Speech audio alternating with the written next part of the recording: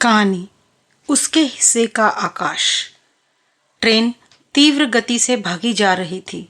बहुत देर से बैठे बैठे कमर अकड़ गई थी। मात्र 45 साल की उम्र में ही मेरा ये हाल है तो आगे क्या होगा, ये सोच के थोड़ी कोफ्त सी हुई।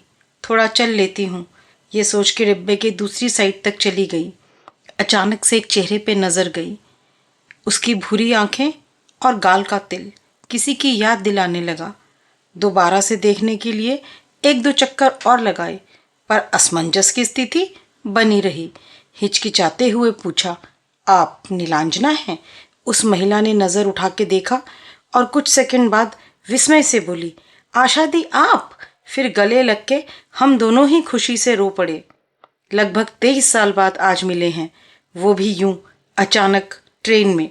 मैं, आशा और नीलांजना यानी नीलू एक ही मोहल्ले में पड़ोसी थे।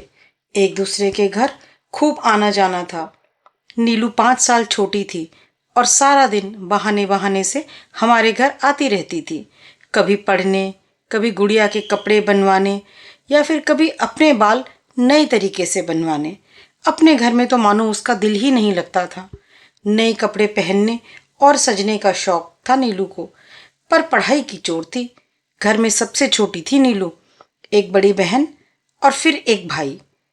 उम्र का काफी फासला था उसमें और उसके भाई बहनों में।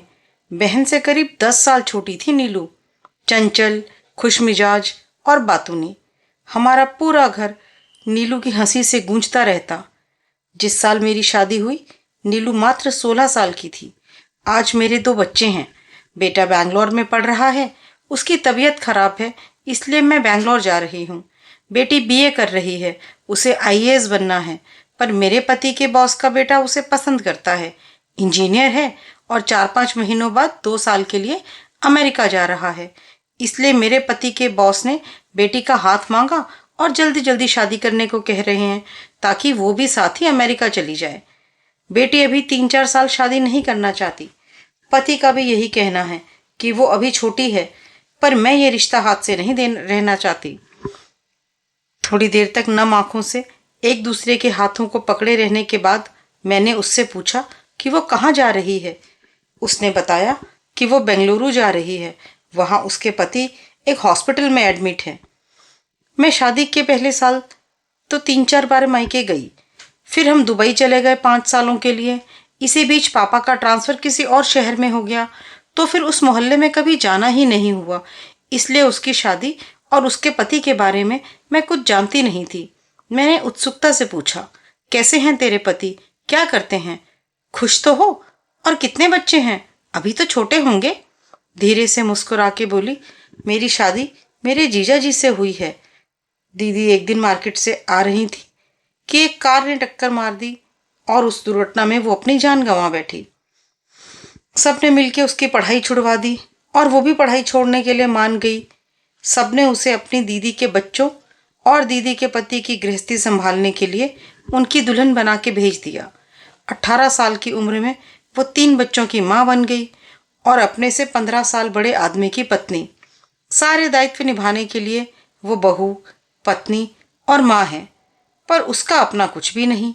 पति के प्यार और सम्मान से वो आज भी वंचित है। बच्चे भी उसे माँ कहते तो हैं, पर मानते नहीं। सास नंदों ने उन्हें सिखा दिया कि वो सौतेली है।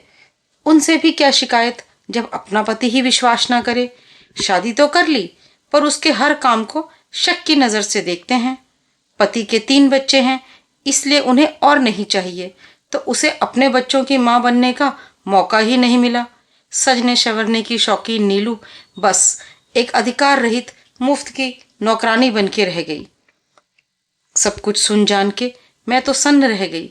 उससे पूछा कि क्यों विरोध नहीं करती, क्यों सहती है ये सब, किस लिए? नीलू बोली कि उसने बहुत बार सोचा ये सब छोड़ के कहीं भाग जाए, पर कहाँ। जिन्होंने उसकी शादी जबरदस्ती करवा दी, उनके दर पे जाके क्या करेगी। जब स्कूल कॉलेज जाने की उम्र थी तो उसे पढ़ने का कोई शौक नहीं था, इसलिए जब घर वालों ने पढ़ाई छोड़ने को कहा तो वो फौरन तैयार हो गई।